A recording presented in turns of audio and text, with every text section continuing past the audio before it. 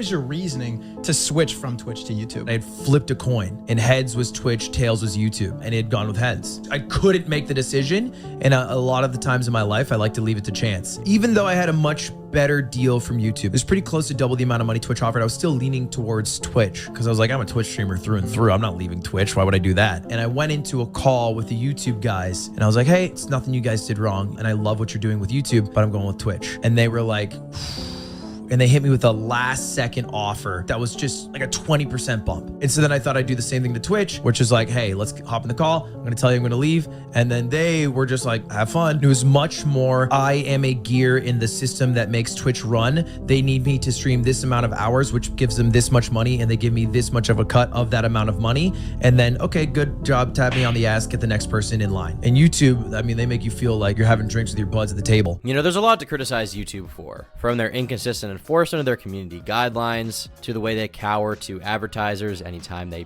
try to make them back into a corner. Although that one, I don't know that I can blame them that much, considering that's, the only way they make money. But regardless of all of that, there is a lot to criticize YouTube for. And a lot of people have been criticizing them lately, like with the Sniper Wolf situation. But to be honest, I think it's very clear to me that YouTube is in another league compared to Twitch. Twitch is the bottom of the barrel of inconsistent enforcement and content moderation. Twitter mobs can easily be used as a way to get a Twitch streamer's monetization revoked or get them banned altogether. They protect top streamers, people like Pokimane. They instantly ban people who go against those top streamers. And not only that, but they've always had weird archaic rules around not being able to simulcast to multiple websites. For the longest time, there was a rule on Twitch where you could only be streaming to Twitch and you couldn't stream to another site at the same exact time as Twitch. It had to be Twitch only. And there was another archaic rule they had where if you're banned on Twitch and you show up in someone else's Twitch stream, then that person will probably be banned on Twitch, which is completely ridiculous. Not even YouTube has this policy. Banned creators, banned controversial political figures, for example, have been able to show up on Destiny's streams, on YouTube, on his VODs, on his YouTube channels, and his channel has been just fine as long as he's not completely parroting their ideas and basically just supporting them and creating a new channel for them, right? And in general, YouTube will leave you alone. Keemstar, for example, has been banned multiple times. In the past, I believe the first 4 or 5 Drama Alert channels were banned initially, and therefore he was permanently banned from YouTube, but because his channel is technically run by his manager, they allowed him to just be on YouTube and run it, right? And I believe the same thing applies for someone like Monkey Jones, who was banned years ago, and obviously you have to feel bad for him being banned because it was completely unjust. But then later on, when he started his newer channel, Simmy and Jimmy, they basically didn't really mess with him, right? Don't get me wrong, YouTube has a lot of problems, but Twitch is undoubtedly worse in my eyes. Like the idea that a streamer can't even accidentally pop up on someone else's stream or that person could get banned is ridiculous. Well, a lot of streamers have been leaving Twitch. People like Ludwig, Myth, Valkyrie have left Twitch, and I think overall the site to me seems like somewhat of a sinking ship. Now keep in mind, this is not like a fast sink. It's not going to be, a company that's completely going under within 1 year, but I do think that my prediction of within 5 years, Twitch will either be gone, be bought by someone else and be like a new service entirely, or be massively downscaled to like a much smaller service only featuring a select few streamers. I think that prediction is probably true, but Twitch is slowly starting to fight that. One recent thing I covered on my channel was Twitch talking about the possibility of revoking some bans for people like Destiny who probably didn't deserve a permaban, and now Twitch has announced something new. Twitch streamers can now simulcast on any live streaming service. Last year, we updated our simulcasting policy to allow simulcasting on mobile services such as TikTok and Instagram. On my recent trip, a number of streamers talked about how they are leveraging these services to grow their Twitch community. So today, we're taking this a step further and announcing that we are allowing simulcasting on any live streaming service.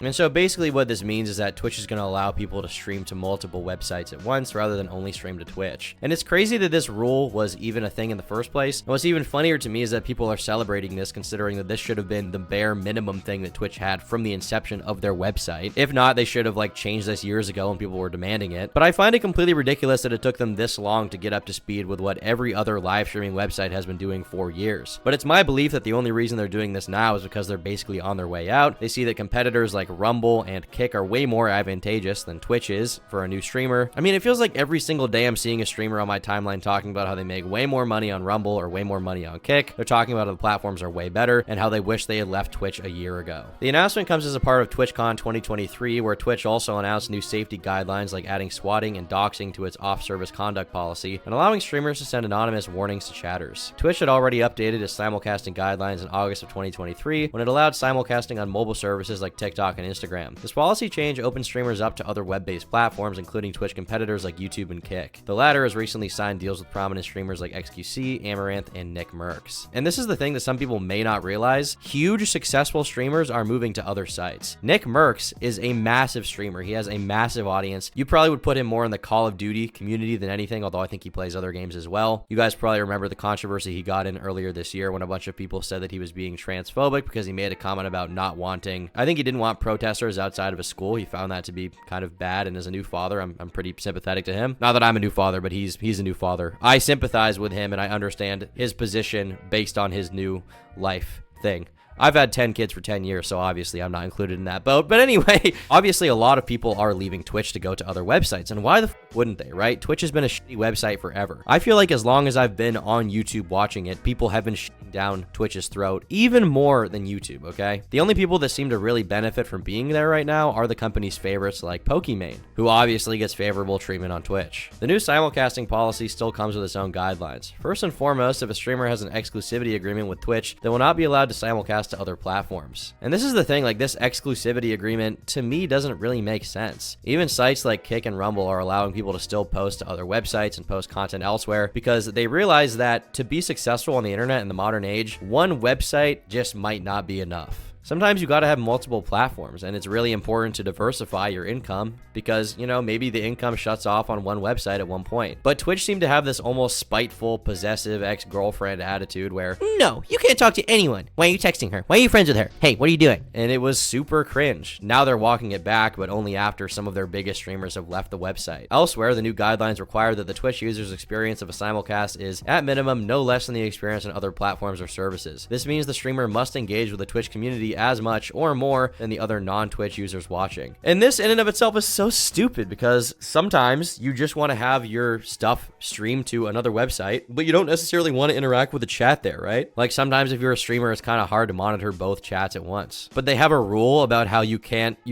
shrink or degrade the Twitch stream's video quality. What kind of rule is this? Like why do they take things like so personally seemingly? This is such a shitty website, man. I think if you're running a website, you should allow people to basically post whatever they want within reason. Obviously, you want to, you know, ban illegal stuff. You want to ban stuff that might piss off advertisers too much. I understand that makes sense to me, but realistically, like, you're gonna police how much people look at chat. How would you even enforce that? Streamers also can't provide links to their simulcast on other services during a stream. This rule only applies to the streams and Twitch chats. Streamers can still indicate where they'll be simulcasting in the about section of their channel. Finally, streamers can't use third-party services that combine activity from other platforms or services, like merging chats. Why can't you merge the chat? If you want people to interact, why can't you merge the chat, bro? The streamer can, however, use third-party tools for personal use only. I mean, this is just ridiculous, man. That's a completely ridiculous rule. It's surprising to me that people are really praising this, considering that Twitch should have had this be the bare minimum thing 10 years ago. But now that they're finally introducing it, everyone's like, oh, Twitch, yes, finally!